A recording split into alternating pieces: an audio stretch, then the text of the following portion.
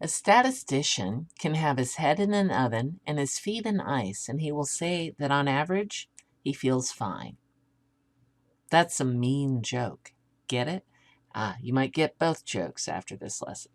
So we're going to look at describing distributions numerically. So I'm going to go ahead and take a look at some data. We asked some elementary students how many pets they had, and here are their responses. I'm going to go ahead and do a dot plot. It's not really a numerical distribution, but it sure does help to visualize the data. So here's the dot plot. I found a cute little applet where I enter in the data, and it just starts lining the dots up. So when I put in all the data that you're seeing up there, you can see the dot plot forming. Okay, so this is how the data looks. How would we describe this data? Well, we could look at where's the center. If you're looking at this, how could you say where the center is? Well, let's go ahead and put the original data in order and look for the one in the center. That seems like a reasonable way. So I'm going to cross off pairs of numbers until I get to the very center number, which is 2. Okay, so this is the point where half the data is above it and half is below it. This is known as the median. So in this example, the median is 2. What if there are 2 points in the center? Well, if there are, go ahead and find the number that's halfway between them. And if they're the same number, then it's no big deal. If you have 2 2's, for example, if I had an extra 2 here, then it would still be 2.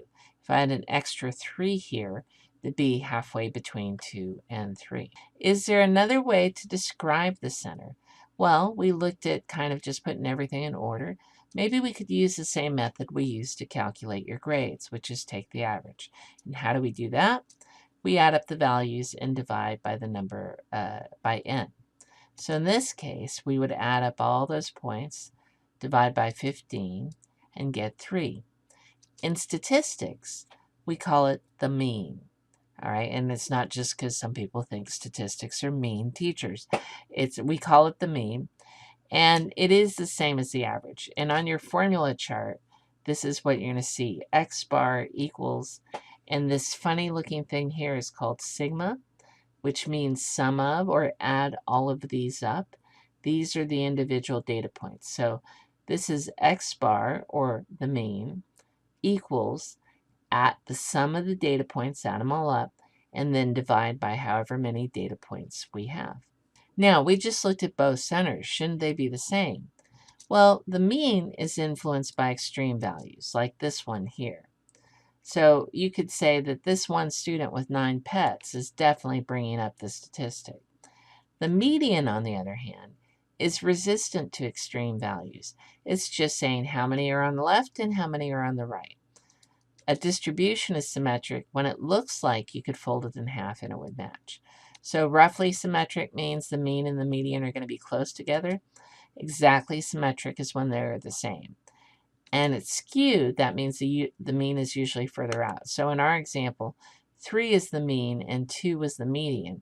So you can see 3 is already the mean's getting a little further away. Now we could look, besides looking at the centers, we could look at the spread of the data. So one measure, which you learned a long time ago, is range, and it's really simple. All we do is go max minus min, and that gives us a range.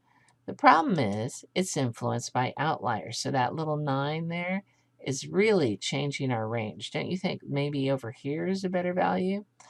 So we're going to go ahead and try medians because those are resistant to outliers. So how am I going to do a spread with that? And the other way to measure this is called quartiles.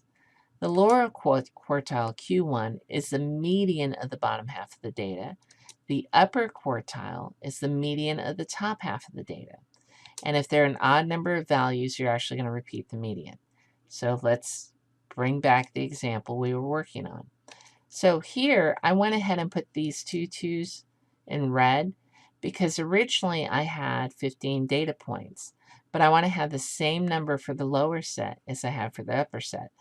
So if I don't repeat that number, I'm going to have less for one of these. So I have 0, 1, 1, 2. So there are 8 data points in the lower data set, and 8 data points in the upper data set. If I look at the points halfway between for this lower set right here, it would be these two 2's, which just happen to match. So we're going to call this the lower quartile, or Q1. And then the one that's halfway in the upper data set is 4. So that's the upper quartile, or Q3. So Q1 is 2 and Q3 is 4, which does make it interesting because one of the quartiles is the same as the median, and that can happen.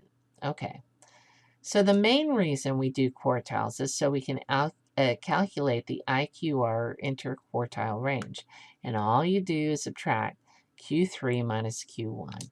In this case, we get 4 minus 2 is 2, so our interquartile range is 2. So let's summarize. These are the 5 numbers you've learned to generate. The mean, you've known how to do that a while, and actually the median you've been doing for a while too. The lower quartile is new for you, as is the upper quartile, which is Q3. And finally, we also learned how to generate the interquartile range, or IQR, just by subtracting Q1 from Q3. We're going to be using the 5-number summary to generate box plots. So that includes 3 of the numbers in red here, plus 2 more. First, we start with the minimum, then the lower quartile, the median, the upper quartile, and the maximum. And using those, you could actually start with the medium and go different directions. But basically, this is what is going to make your box on your box plots. This Q1, Q3 median, and this minimum and maximum are important as well, with some caveats.